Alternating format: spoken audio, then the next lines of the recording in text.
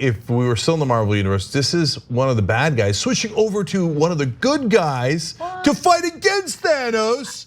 And that's Chris Wallace. Yeah, look, let's not make any mistakes, okay? Chris Wallace has done some good things during the Trump administration. I wouldn't classify him as an all-around good guy, but at least he's principled. And we gave an example of it during our main show. We just want to give credit where credit is due. Mention it again. Take a look.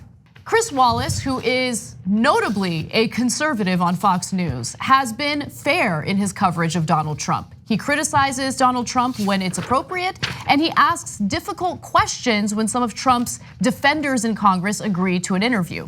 Now, he also recently gave a speech at the Newseum in DC and talked about the First Amendment violations of Donald Trump every time he attacks the press. Take a look. I believe that President Trump is engaged in the most direct, sustained assault on freedom of the press in our history. He has done everything he can to undercut the media, to try to delegitimize us. And I think his purpose is clear: to raise doubts when we report critically about him and his administration that we can be trusted. Back in 2017, he tweeted something that said far more about him than it did about us. Quote, "The fake news media is not my enemy, it is the enemy of the American people." When the president says the media is the enemy of the people, to me that undermines the Constitution. So I do think it is a tremendous threat to our democracy. Let's be honest, the president's attacks have done some damage. A Freedom Forum Institute poll associated here with the Newseum this year found that 29% of Americans, almost a third of all of us, think the First Amendment goes too far. And 77%, 3/4, say that fake news is a serious threat to our democracy. I thought that was a powerful speech, and it's important for a conservative to bring this up. No, Chris Wallace really establishing his reputation here, because the question isn't what happens when things go your direction. It's what do you do under adversity, and when you are have to challenge someone that is on quote unquote on your side, right? And he's passing the test in flying colors. He's very tough on Democrats, but now he's also tough on Republicans and tough on Trump under enormous pressure. Trump has tweeted about him and said his dad should be embarrassed of him, has mocked him in every way, that has turned his audience against him, and that potentially endangers his job, which was, I'm sure, quite lucrative. So that's profile encouraged. You gotta keep it real. And look, he makes a great point about the polling. Jesus, 29% of the country thinking the First Amendment goes too far. They're really doing damage to the core of our Constitution and the idea of America.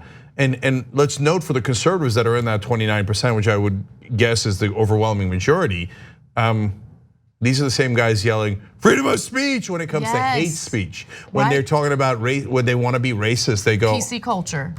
They say, oh, it's PC culture. I have my First Amendment rights to say racist and bigoted things.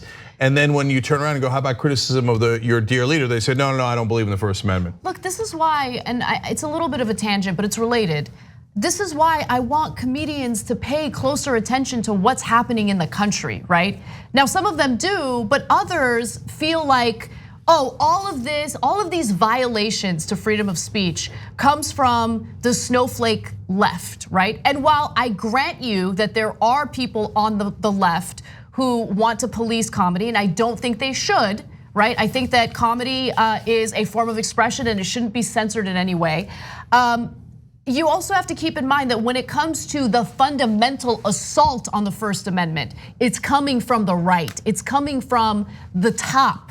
The president of the United States is guilty of that times 100. And so just be focused on who the real threat is. It's not, a few members of the left wing who don't like maybe something that might be perceived as transphobic or racist or whatever. And guys, I want to be super clear about this. That doesn't mean that you can't criticize the press. Of course you can. So that number, the 77% say there's fake news is a serious threat to our democracy.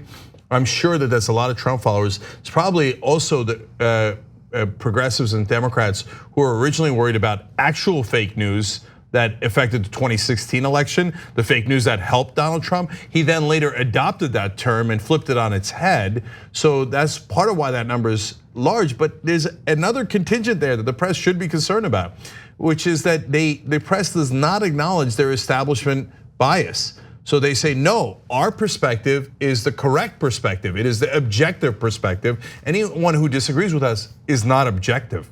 And so they do often privilege that perspective to the disadvantage of the populist right and the populist left.